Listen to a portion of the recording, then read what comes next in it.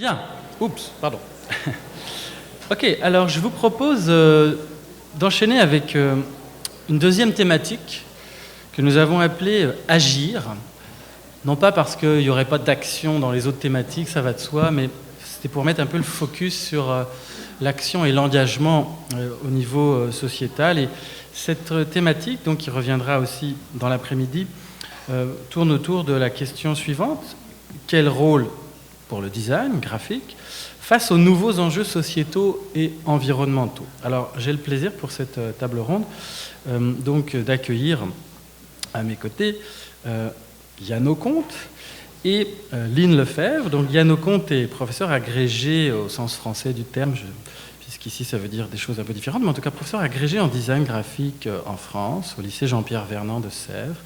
Il mène également une recherche doctorale actuellement à l'université Paris 8 sur la question de la transition et de la décroissance en design graphique. Et puis Lynn Lefebvre, ma collègue professeure à l'école de design de l'UQAM, qui d'ailleurs est issue du programme de bac en design graphique de l'UQAM, mais également titulaire d'une maîtrise en éducation et communication relative à l'environnement à l'université RRU de Colombie-Britannique.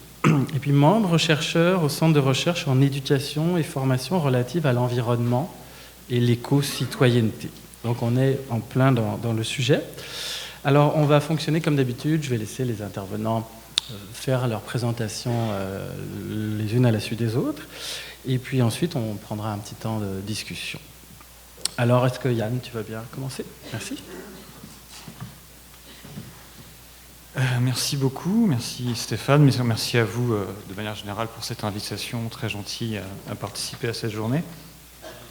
Vous dire aussi qu'il y a comme une expérience spéculaire, puisqu'en France en ce moment sur nos diplômes de DNMAD, nous aussi nous sommes en réforme et voilà, on se pose ces questions-là. Donc on a déjà avancé, ça fait déjà 2 ans qu'on a avancé nos réformes, mais du coup ça résonne avec les questions qu'on peut se poser par chez nous. Voilà.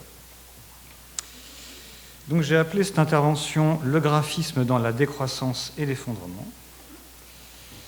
Et je vous propose de vous interroger avec moi sur eh bien, l'influence que peut avoir ce corpus, on va dire, idéologique et ses réflexions sur le devenir de notre planète par le spectre des propositions graphiques qui existent à l'heure actuelle dans notre pratique. 6 rôles prospectifs sont attribués au design graphique de façon récurrente dans notre Anthropocène. La prise en compte des spécificités des supports et outils numériques, dont la question du logiciel libre et de la représentation sensible des données complexes. L'effort d'institutionnalisation de la discipline qui vise à la faire exister pour elle-même, notamment à travers la recherche. La capacité à former de façon adaptée un message avec des signes qui l'expriment, comme ici par exemple le travail de l'atelier Marge Design pour l'Opéra de Dijon, ou encore ici les fameuses couvertures conçues par David Pearson pour la collection Great Ideas. La recherche également d'une autonomisation de la discipline qui vise à la débarrasser de l'influence néophyte des commanditaires.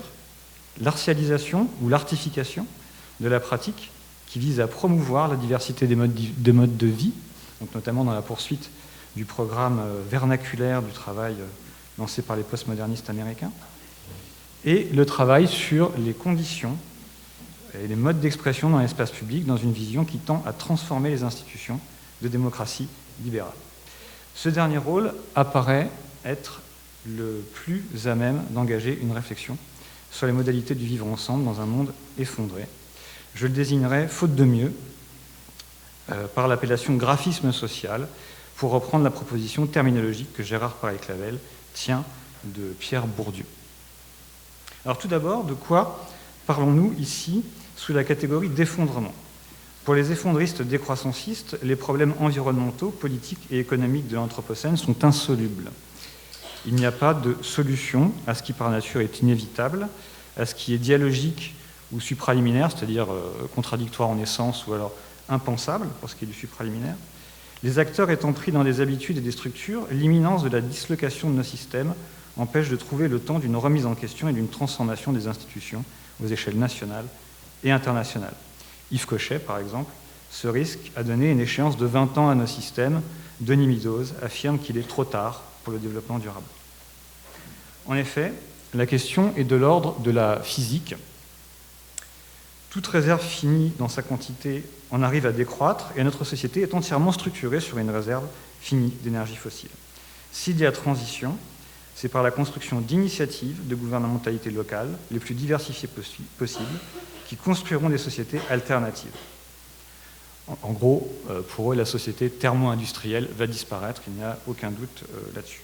Dans ce contexte, si quelque chose comme le design graphique survit et échappe à son statut de surplus civilisationnel, pour reprendre l'expression de Makis Solomos, pour les effondristes, il aura pour fonction de diffuser le savoir par notamment l'impression typographique et l'impression de livres. C'est ce que propose l'Institut Momentum dans le livre Petit traité de résilience locale.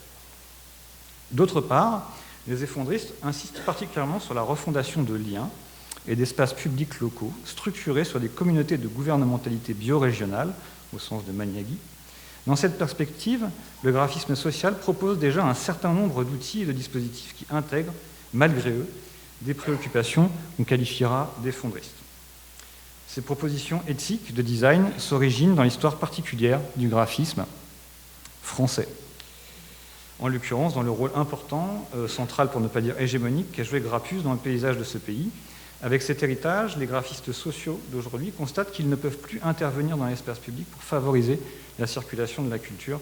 Alors quand on parle de Grappus et de design social, c'est pas l'ensemble du collectif qui a développé cette, on va dire, cette politique ou cette vision du graphisme, mais en particulier, je dirais, Gérard Paré-Clavel et Alex Jordan, ici entourés sur la photographie à l'écran.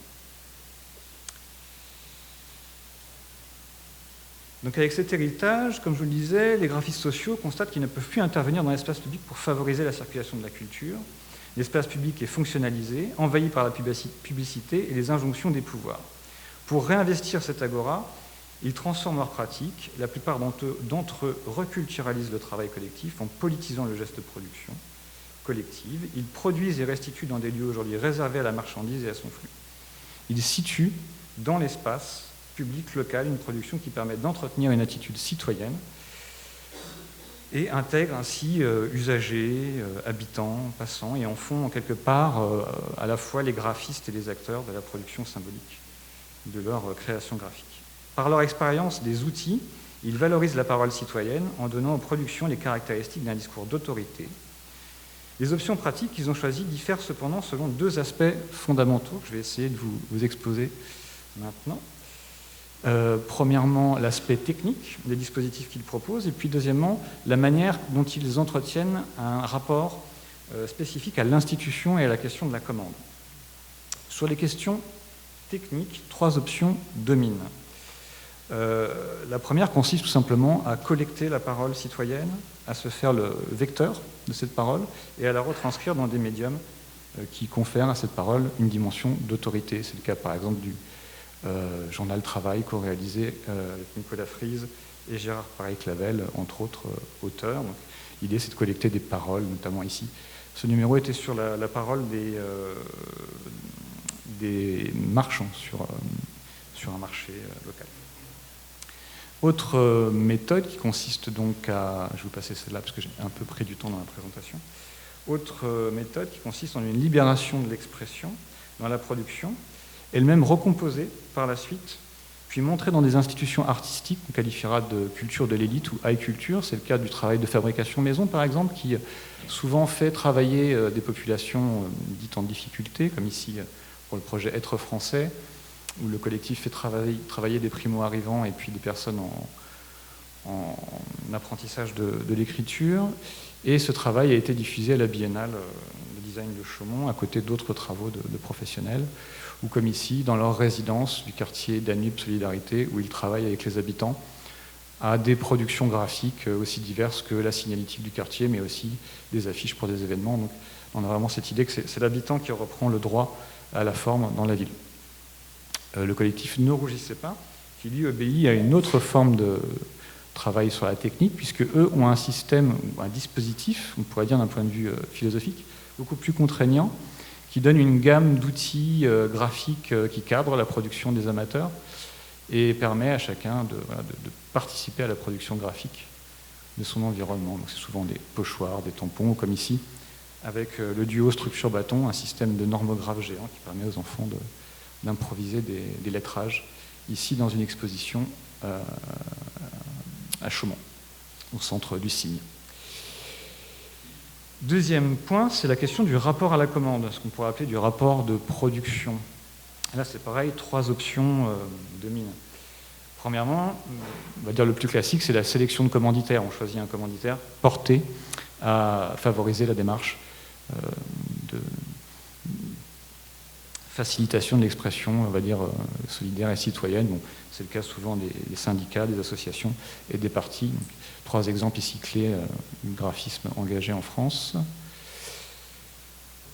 Une autre option, c'est la volonté de s'inscrire dans les catégories artistiques institutionnelles existantes ou instituées pour produire des dispositifs avec une plus grande liberté. Donc, le designer, qui habituellement se définit par contraste avec l'art, ici s'inscrit au nom de l'art dans des dispositifs d'animation de l'espace public, comme ici le festival Pile au rendez-vous, où Fabrication Maison aide les habitants à construire une fresque commune dans les rues de la ville, ou comme ici, pour l'événement Mai 68 Assemblée Générale, où Fabrication Maison a été invité à côté de grandes écoles à venir montrer son travail de transmission de la parole des invisibilisés, des citoyens et des habitants. Mais la troisième démarche peut aussi consister en une inscription plus littérale dans les dispositifs politiques existants, pour les transformer directement, soit en proposant la réécriture de la commande et de sa conduite, comme ce peut être le cas par exemple pour la plateforme Social Design, ou carrément, si je puis dire, en allant travailler sur les lois elles-mêmes pour en redéfinir le potentiel créatif et, on va dire tout simplement, ajuster le cadre social de ces effets sur la politique. Donc souvent, ils agissent à un niveau assez élevé de responsabilité, si je puis dire, soit en travaillant avec des institutions, comme c'est peut-être le cas pour la plateforme Social Design, ou alors en s'investissant politiquement, comme ça peut être le cas de Guillaume Lano dans le cadre d'une activité syndicale, ou même parfois jusqu'à la fondation de syndicats, comme a pu le faire Sarah Fouquet avec le syndicat des personnels d'école d'art.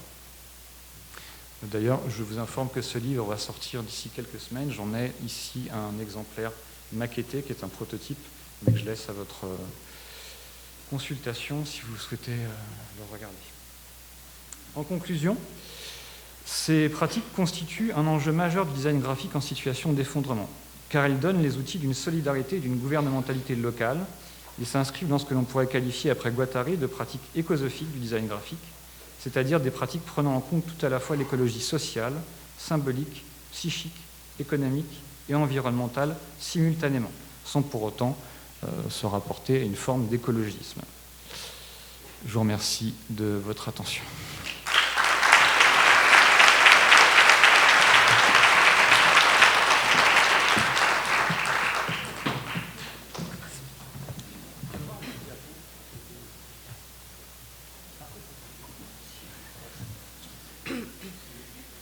Je vois pas la souris.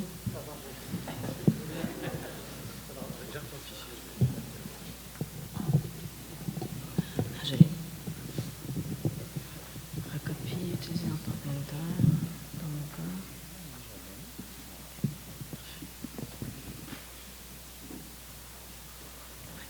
Merci. Hop.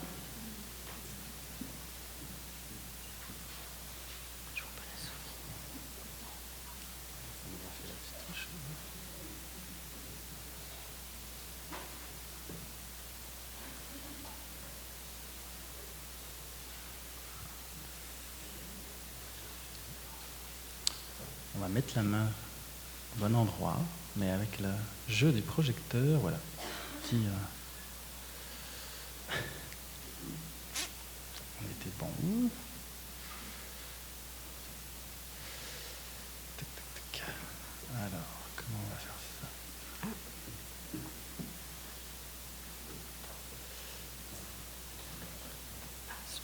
Ça y est. Ça augmente mon niveau de stress. les problèmes techniques. Alors, merci, bonjour à tous. Merci beaucoup, Stéphane, pour la présentation que tu as déjà faite de qui nous étions.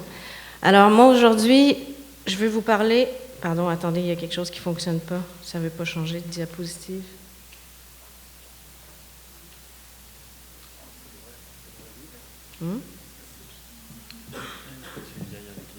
Ouais. Ah. À droite ou à gauche, pas en haut ou en bas. Merci. Voilà, donc merci beaucoup Stéphane. Bonjour à toutes, à tous. Je veux partager avec vous aujourd'hui une réflexion sur l'éducation en design conjuguée à l'éducation relative à l'environnement comme outil de sensibilisation, de prise de position face à l'urgence d'agir.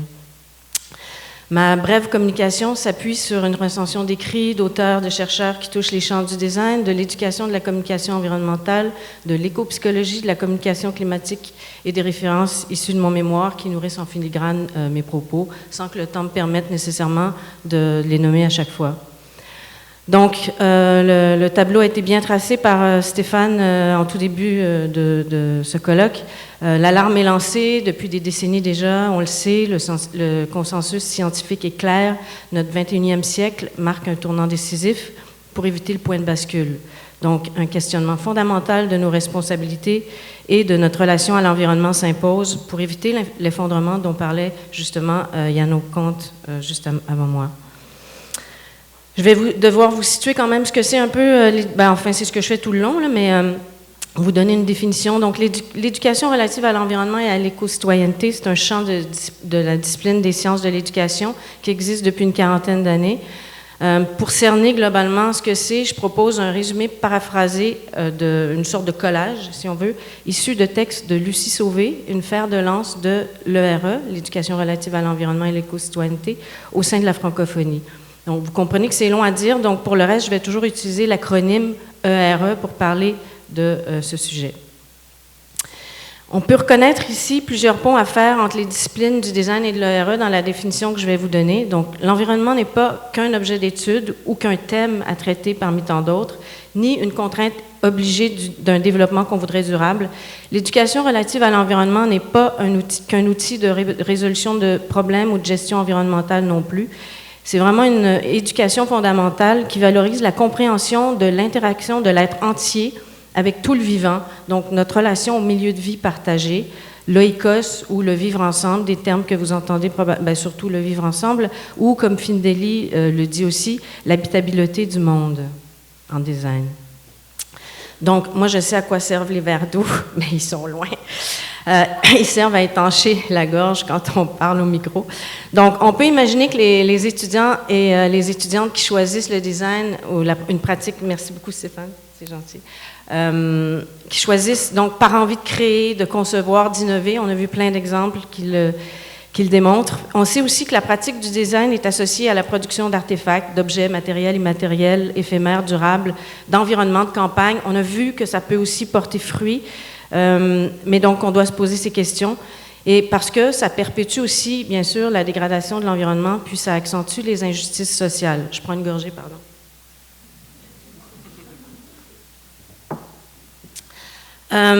Et donc, il y a une prise de conscience qui s'opère quand on constate ces choses-là, qui peut engendrer une dissonance cognitive entre savoir et agir. Savoir que la menace vient de nous, c'est assez vertigineux. C'est pour ça qu'on parle d'effondrement. Une menace qui est encore abstraite pour plusieurs, qui est difficile à accepter aussi pour l'humanité. Une réalité qui engendre parfois un sentiment de culpabilité ou d'impuissance. Il y a des études qui s'entendent pour dire que trouver la force, l'énergie, le temps, les ressources, les collaborations pour changer les choses, c'est dur à porter et ça peut conduire à l'inaction. Mais ce n'est pas une inaction qui est associée au déni, bien au contraire. On sait ce qui se passe. Donc, l'ERE vise à, justement, vulgariser, informer, sensibiliser et responsabiliser, mais sans culpabiliser, ce qui permet de mettre en lumière le potentiel de chacune des étudiants. d'agir collectivement. Donc, l'éducation à l'environnement en design graphique mise sur l'intégration des dimensions éthiques, critiques, collaboratives, qu'on a vues d'ailleurs tout au long, pour des sociétés responsables. Un enseignement où la sensibilité, la cohérence permettent l'authenticité. Le thème de la sensibilité dont Lino parlera cet après-midi, j'ai remarqué, et celui de l'authenticité que mon collègue Stéphane Vial aborde aussi de son côté dans des textes. Donc, l'environnement, ça ne m'intéresse pas tellement. C'est une phrase qu'on entend parfois chez les étudiants en design, qu'on peut comprendre aussi, bien sûr, mais qui peut impliquer que le respect ou la protection de l'environnement, c'est complexe, que c'est contraignant, puis qu'on a d'autres priorités, qui laisse entendre, par contre, que l'environnement est perçu comme extérieur à soi. Donc, l'ERE, un de ses objectifs, c'est d'inviter à comprendre que l'environnement, c'est nous, et qu'on fait partie intégrante d'un réseau d'interactions indissociables. Donc, l'humain, le non-humain, tout le vivant, une dimension en anglais qu'on appelle « the whole », comme le suggère Capra. Que l'environnement, c'est une condition de la vie, puis que c'est aussi, fort heureusement, une intarissable source d'inspiration, de créativité, d'innovation et d'action, contrairement aux ressources. Donc, l'humain, par essence, est ancré dans la nature. Par contre, les recherches en écopsychologie estiment qu'une des causes fondamentales de la crise écologique actuelle, c'est la coupure de l'humain avec la nature. Qu'on aurait un déficit de connexion profonde avec la nature, avec notre propre essence, finalement, dans notre univers multiconnecté. Repenser nos systèmes de conception, de technologie, nos modes de production, de consommation est une transition socio-écologique nécessaire, bien sûr, mais on doit du même coup insuffler comment renouer finalement avec la nature. Et en ERE, on appelle ça notre identité écologique. Ça fait partie de l'amorce de cette réflexion-là. Donc, ce qui exige pour des étudiants et des étudiantes en design graphique des outils, des collaborations, non seulement pour revoir les pratiques, mais pour être interpellés par le changement de nos systèmes de valeurs, nos interactions, notre façon de communiquer par le design. J'aime cette image de Gérard Dubois, ami et collègue, qui reflète la coupure de notre monde avec le monde non humain, entre autres. Donc, l'environnement est au cœur du design, de la définition même du terme design.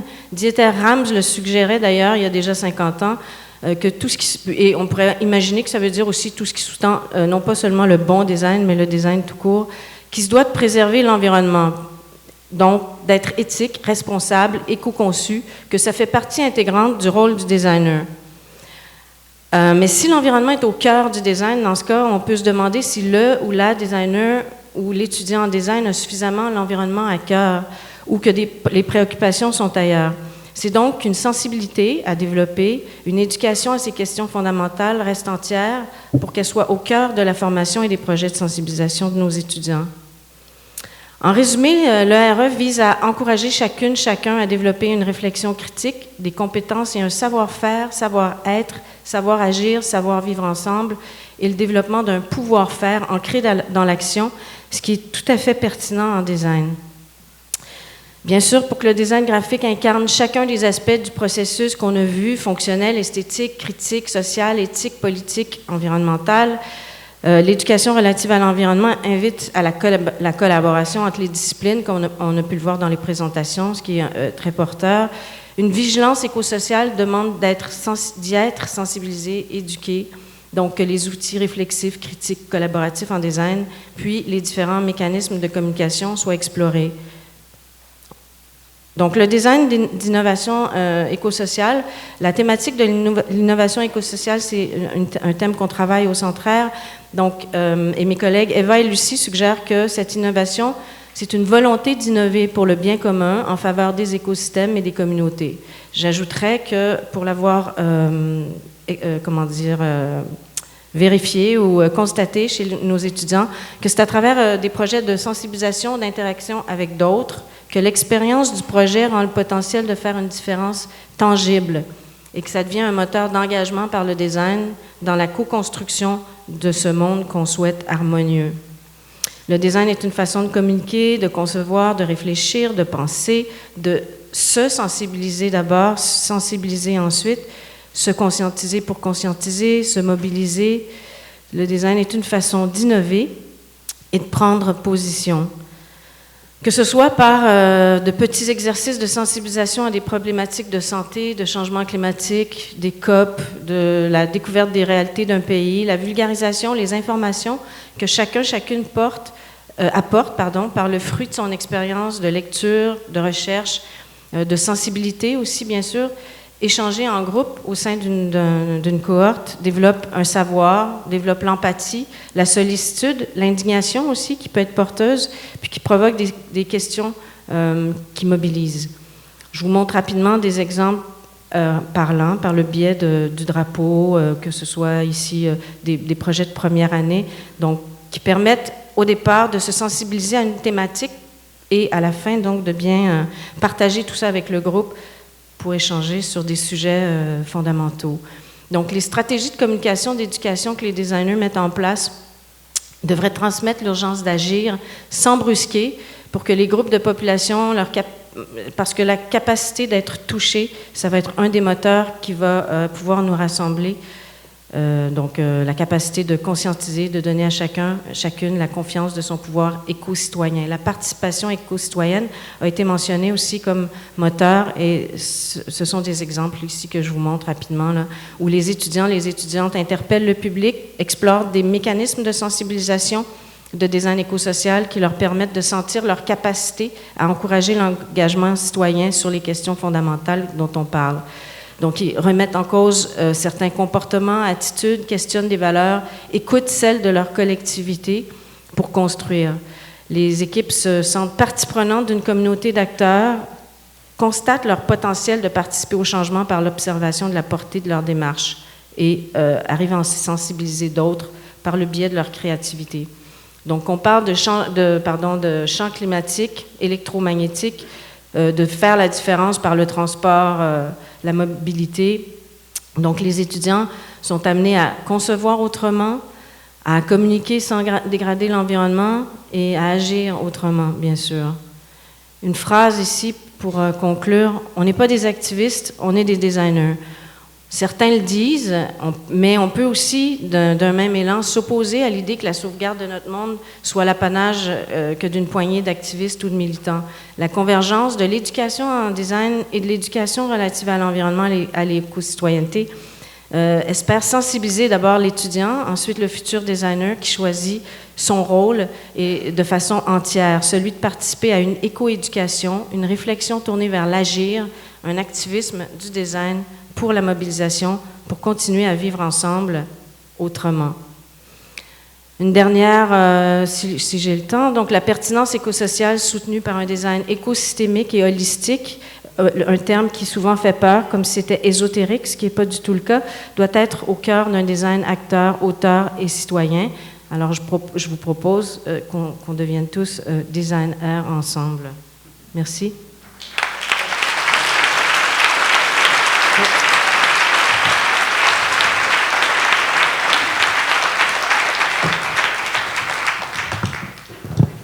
Merci Lynn pour cette présentation. Merci Yann également. On va pouvoir prendre une petite dizaine de minutes pour échanger en fonction de vos questions. C'est sûr que ça va être intéressant de voir comment vous souhaitez réagir. Moi, j'aurais peut-être pu commencer pour lancer la discussion. C'est sûr qu'on voit bien les croisements entre vos deux approches. J'aurais plein de questions pour vous deux, mais je vais me limiter un peu.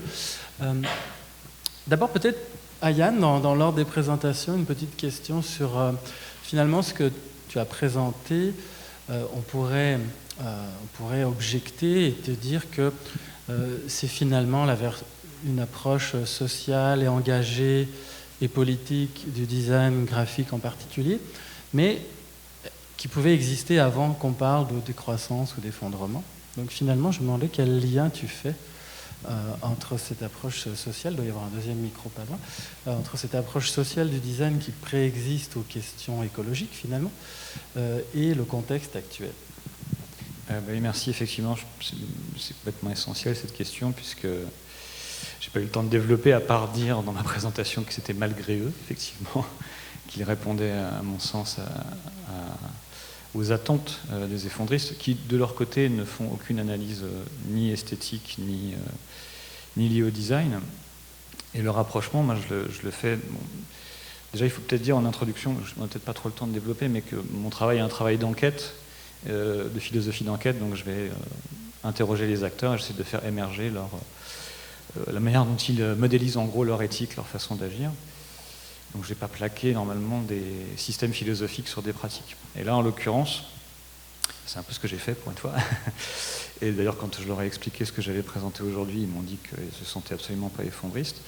Moi, ce que je vois comme lien entre le corpus philosophique que je qualifie d'effondriste, qu'on appelle collapsologiste habituellement, c'est cette idée que la dégradation environnementale est incontrôlable. Le principe de l'anthropocène, c'est qu'on a, malgré nous, par des actions collectives totalement involontaires, si je puis dire, dégradé l'environnement sans s'en rendre compte et qu'il est trop tard.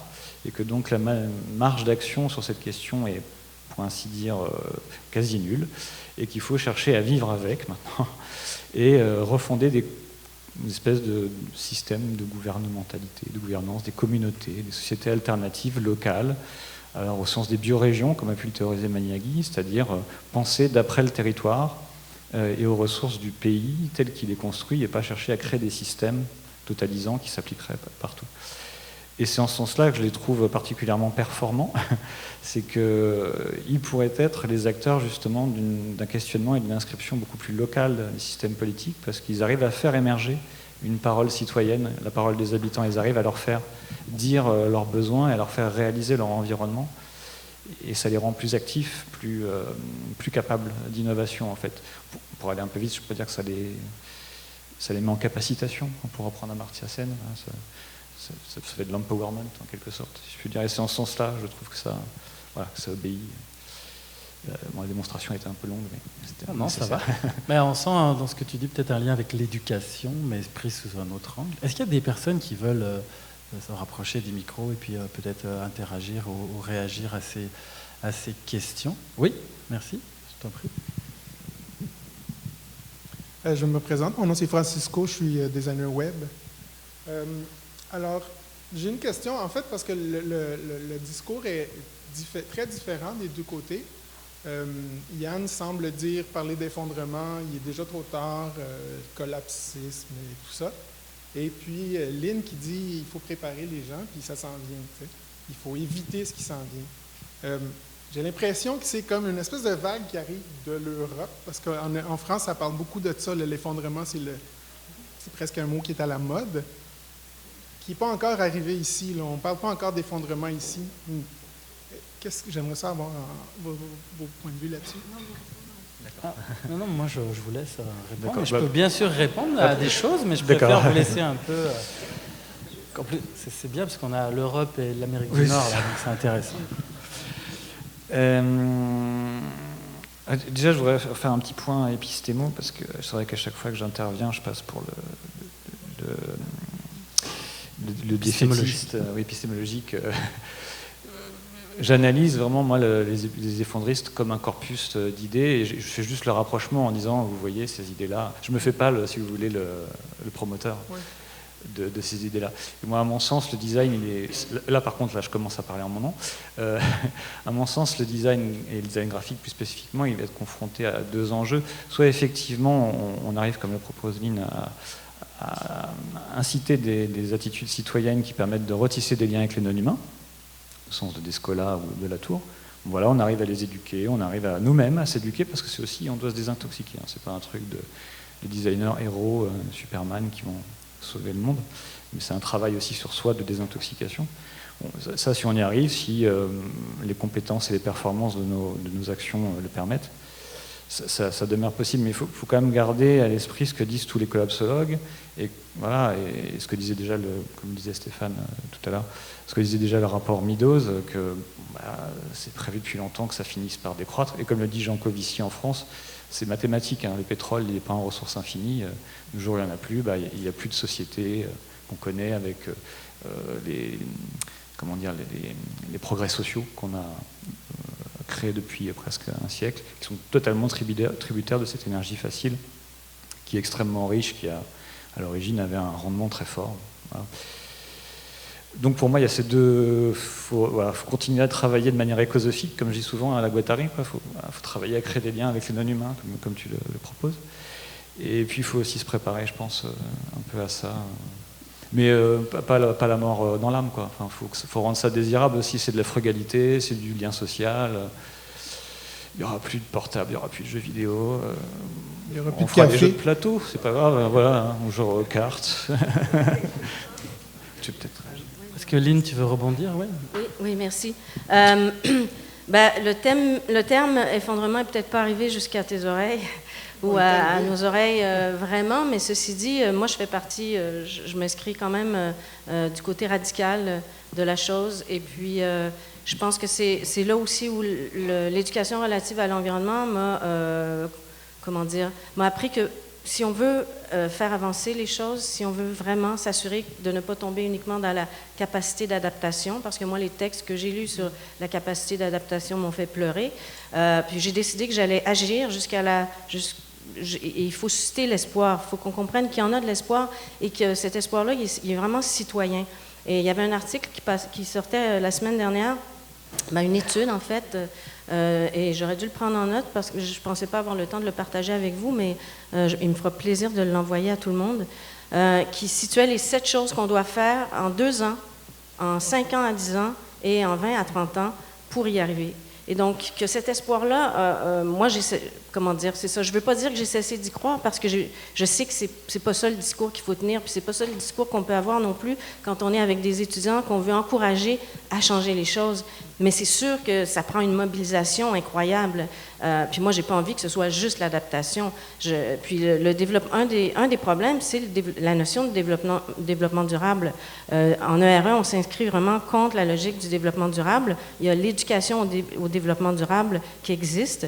Et l'éducation à l'environnement, c'est autre chose. Puis ça part vraiment, je ne vous ai pas fait toute la démonstration, 10 minutes c'est très court, mais les 3 piliers ou 4 piliers, peu importe comment on les nomme, mais du développement durable versus ce qu'on considère le graphique qui va nous aider à surmonter cette difficulté-là, c'est que cette dimension économique qui est peut-être transversale, puis à laquelle on ne peut pas échapper, mais il y a vraiment d'autres façons de la percevoir. Puis au niveau citoyen, quand les citoyens exigent des choses, on l'a vu, le 15 de taxes versus le 7 c'est de la sensibilisation. Si ça fait changer une politique sur les taxes, on peut faire changer des politiques et des lois et sur les ressources aussi.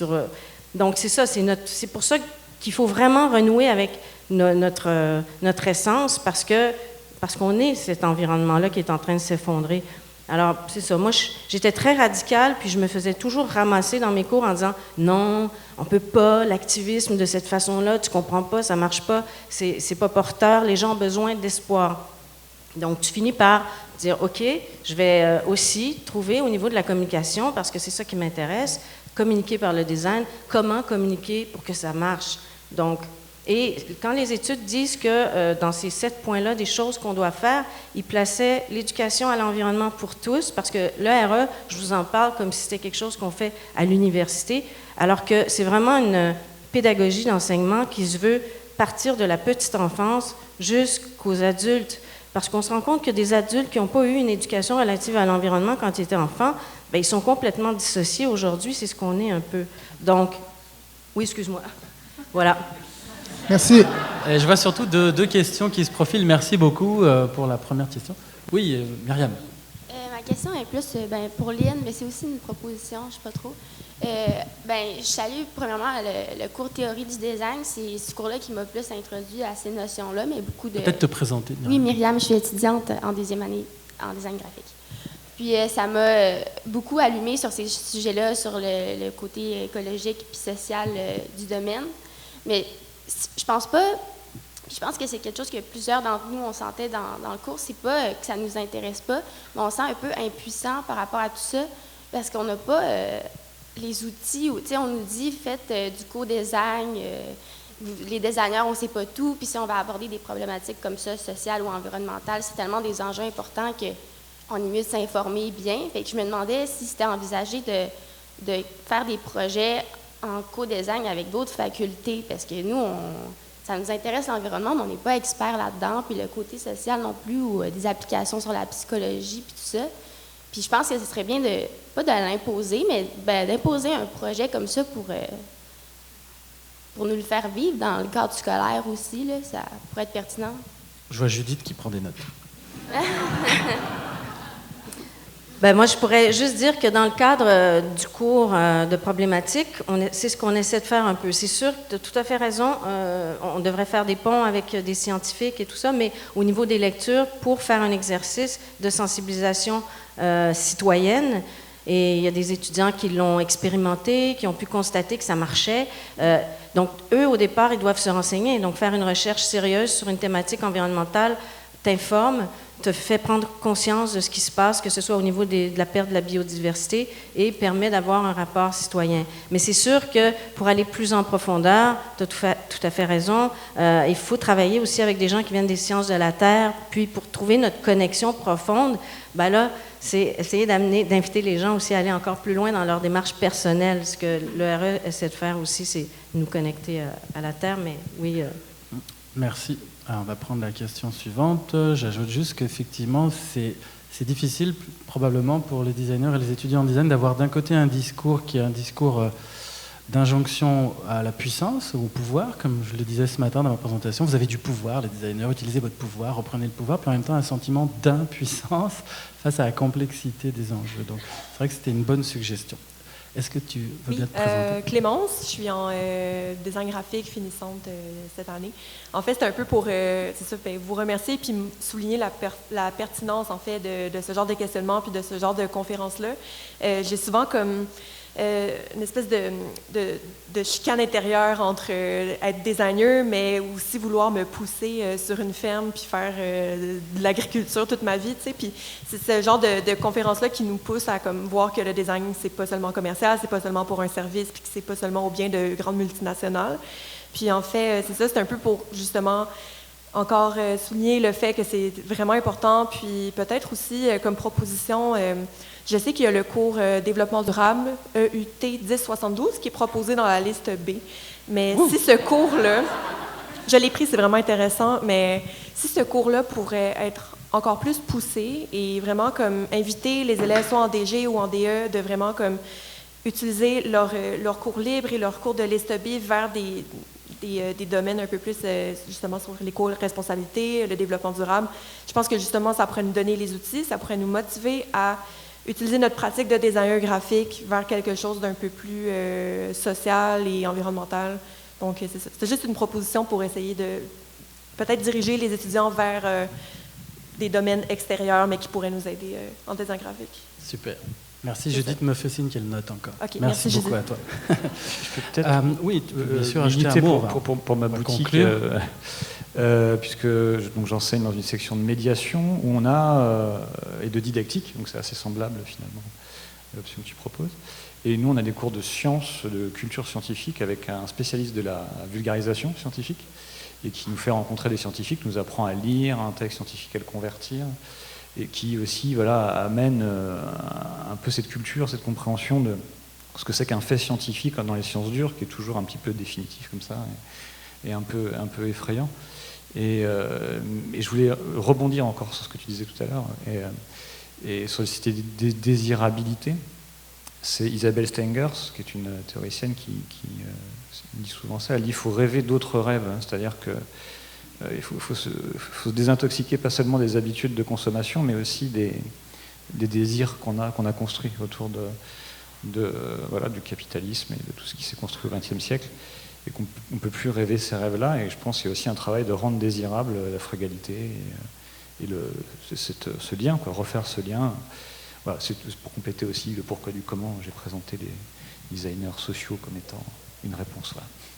Merci beaucoup. J'ajouterai un petit mot personnel sur ce sujet en faisant un écho à la première question sur le mot effondrement, qui est un terme qui peut être pris soit de manière purement descriptive, comme dans le rapport Meadows, ça va décroître, soit pris de manière plus émotionnelle, puis là c'est un peu plus compliqué, puis il peut y avoir des sensibilités culturelles ou géographiques à ça. Mais les faits sont là, c'est-à-dire scientifiquement, il y a pas mal d'études, puis je pense que tout le monde le sait, puis on sait que les choses telles qu'elles sont aujourd'hui ne vont pas pouvoir durer telles qu'elles sont aujourd'hui. Moi, je formule un vœu. J'adorerais qu'on trouve un moyen d'articuler l'approche créative et émotionnellement joyeuse du jeu selon Étienne Mineur avec l'effondrement. Je trouverais ça formidable. Alors, c'est peut-être pour les 10 prochaines années pour toi, Étienne, mais comme tous les 10 ans, tu changes de cycle créatif. Mais c'est sûr que ça nous mobilise sur des émotions assez difficiles, ces questions. Puis si on pouvait les aborder avec le jeu et en même temps la responsabilité, moi, c'est un petit vœu personnel que je formule, je trouverais ça assez formidable. Et ça fait écho à la difficulté que tu as énoncée de comment prendre conscience, tout ça, c'est compliqué de prendre conscience. Tu en as beaucoup parlé aussi, Lynn. Mais si je peux abonder dans ton sens, tout à l'heure avec ta présentation, je me disais ça, il y a tellement de monde ici, il faut faire des ponts entre nous tous, parce que la notion de jeu, c'est une des notions qu'on a quand on est tout petit. On joue dans la terre, on en met dans la bouche, on a un rapport, on a ce rapport-là, puis la notion de jeu est tellement importante toute notre vie, puis c'est effectivement ça, c'est de retrouver le côté ludique, comment on peut faire bouger les choses avec ces sens-là. Mais oui, on va faire des projets. Merci. On va clore cette petite table ronde pour rester dans le timing. Merci beaucoup.